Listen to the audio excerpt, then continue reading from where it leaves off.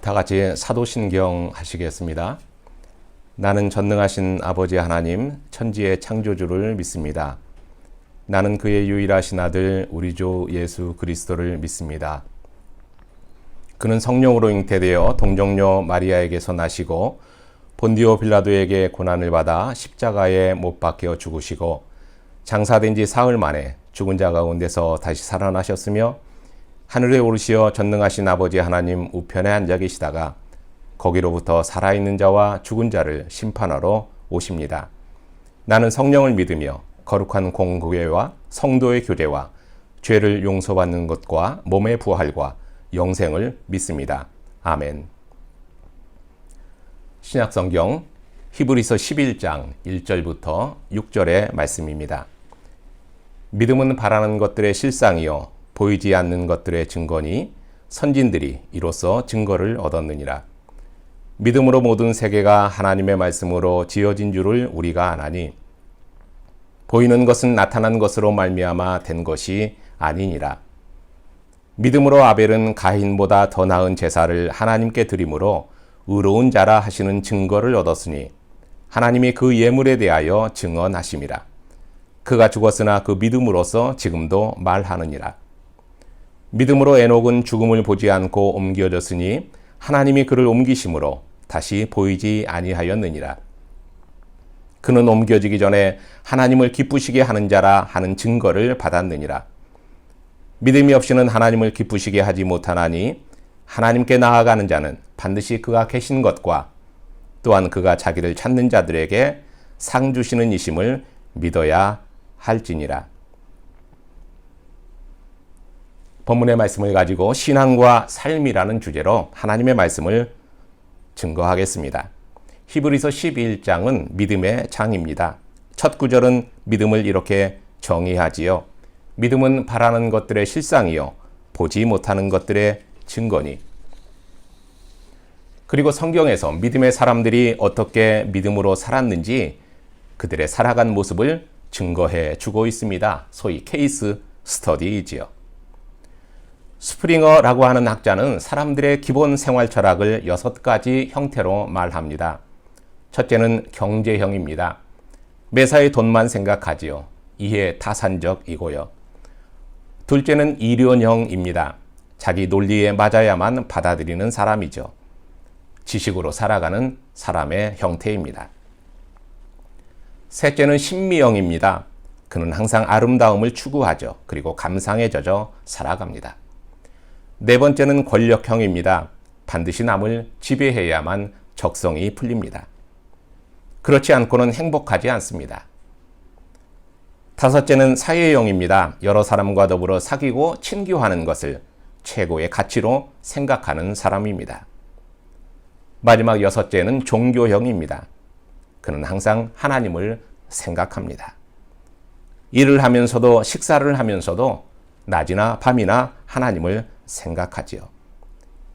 입을 열면 자연스럽게 감사가 나오고요. 잠자리에 들 때도 할렐루야입니다.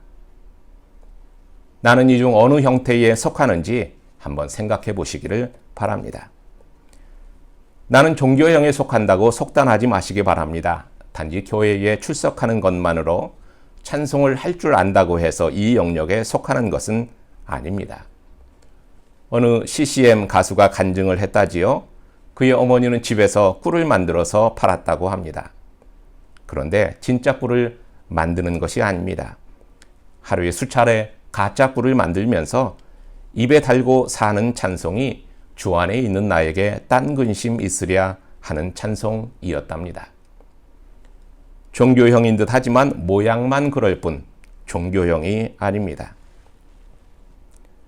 독일의 신학자 중에 게하르트 에벨링이 있습니다. 요하네스 발만이나 나이나르트 슈바르츠나 또 본디악의 쭈어밀렌 등은 다 그분의 제자입니다.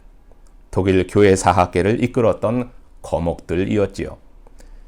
1998년에 티빙겐 대학에서 명예 교수직을 받고 답례로 행한 강연의 제목이 Ein Leben für die Theologie, die Theologie für das Leben, 곧 신학을 위한 삶 그리고 삶을 위한 신학이었습니다.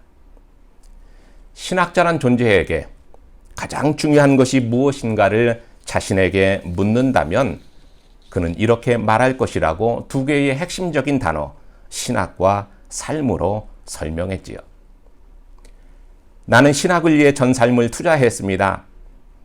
신학을 얻고자 삶을 바치고 희생했는데 그것이 궁극적으로는 신학을 위한 삶이 아니라 삶을 위한 신학이었다고 고백합니다. 그에게 있어서 신학과 삶은 동질의 것입니다.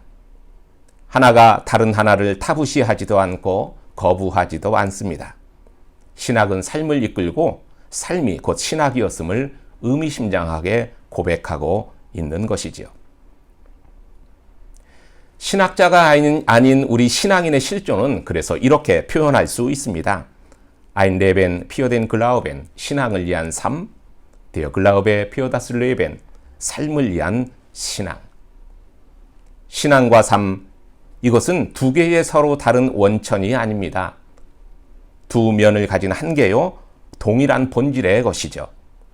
신앙은 삶을 전제하고 또 삶은 신앙을 완성시킵니다. 신앙 없는 삶이란 불안 그 자체입니다. 신앙이 존재의 근거입니다. 뿌리 없는 나무란 없습니다. 보이지 않는다고 뿌리가 없다고 말할 수 없습니다. 나무는 뿌리를 존재합니다. 그리고 나무가 그 뿌리를 완성시킵니다.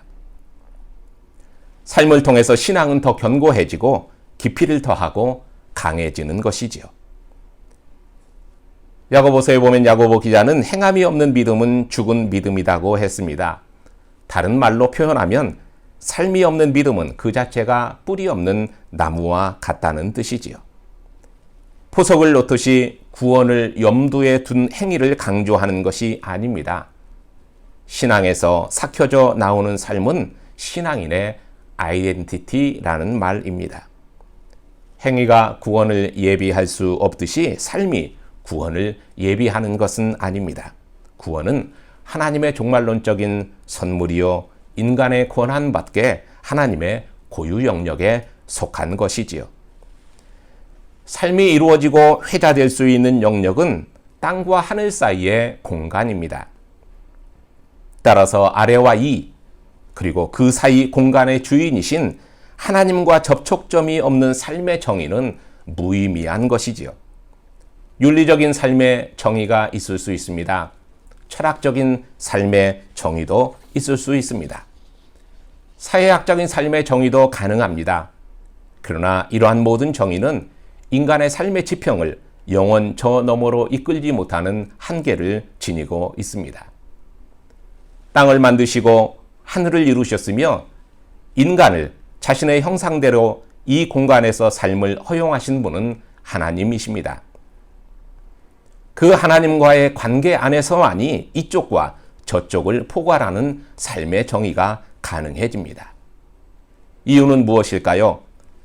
세상의 아래쪽 기반에 치중해서 살고 있는 인간은 이쪽의 은총, 다시 말하면 절대자의 보호와 인도함이 없이는 존재의 가치를 부여받을 수 없기 때문입니다. 지금으로부터 500년 전에 독일의 마르틴 루터는 수녀였던 카타리나 폰 보라와 결혼했습니다. 당시로서는 굉장한 사건이었지요. 정상적이고 합법적인 결혼이었습니다마는 그 시대적 정황에서는 센세이셔널한 결혼이었습니다. 전직 신부와 전직 수녀의 결혼이었기 때문이죠. 가톨릭 입장에서 보면 명백한 배교요 간음의 행위였습니다. 그래서 루터는 타락한 성직자라는 비난을 받았습니다. 같은 동료들까지도 비판했습니다. 그때는 농민들이 못 살겠다고 바꿔보자고 봉기를 일으켰지만 실패해서 모두 좌절감에 빠져 있는 때였습니다. 왜 이 같은 시기에 결혼을 하는가? 왜 이 같은 때에 자신의 행복만 추구하여서 결혼을 하느냐고 여기저기서 말들이 많았습니다. 루터의 결혼은 모두에게 골치 아픈 일이 되어버리고 만 것이지요. 스캔들이어도 엄청난 스캔들이 된 것입니다. 당시 인문주의자였었던 네덜란드의 에라스무스도 빈정대면서 장엄하게 등장한 종교개혁이 코미디로 막을 내렸다고 꼬집었습니다. 그러나 루터의 생각은 달랐습니다. 믿음은 삶이어야 한다는 것이죠. 신앙은 존재여야 한다는 것입니다. 사람들이 보는 나보다도 이로 하나님이 보는 내가 그의 관심사였던 것입니다. 결혼으로 인해 사람들의 이목을 그가 몰랐던 것은 아닙니다. 모르고서 행한 것이 아니라 알고서 행한 것입니다. 그러나 루터는 하나님의 뜻이 그 자신의 삶을 통해서 이루어져야 하고 이것이 자신의 존재를 규명한다고 확신했습니다. 사랑하는 여러분, 세상에서 가장 무서운 사람은 누구일까요? 믿는 대로 사는 사람입니다.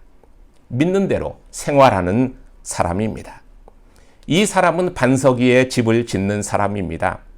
성경을 많이 외우는 사람이 무서운 사람이 아니라 한 구절을 외워도 그대로 사는 사람이 무섭습니다. 겉과 속이 같기 때문이지요.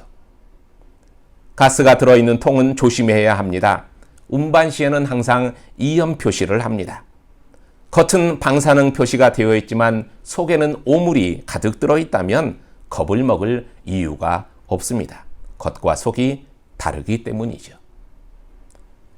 신앙인의 힘은 어디에 있을까요? 믿는 대로 사는 데 있습니다. 믿는 대로 행하는 데 있습니다. 신학을 위한 삶을 살았지만 그것이 삶을 위한 신학이 되었듯이 믿음을 위한 삶은 그 자체가 삶을 위한 믿음입니다. 오늘 우리도 믿음대로 사는 하루가 되시기를 주의 이름으로 축원합니다. 기도하겠습니다. 히브리서의 말씀으로 믿음대로 사는 삶의 뜻을 일깨워 주심을 감사합니다. 믿음의 선진처럼 하나님을 굳게 믿음으로 오늘 하루도 말씀 안에 거하는 우리 서울신학대학교 공동체가 되게 해 주시옵소서. 아멘.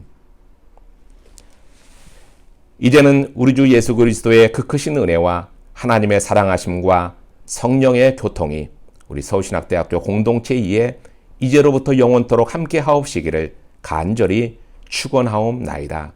아멘.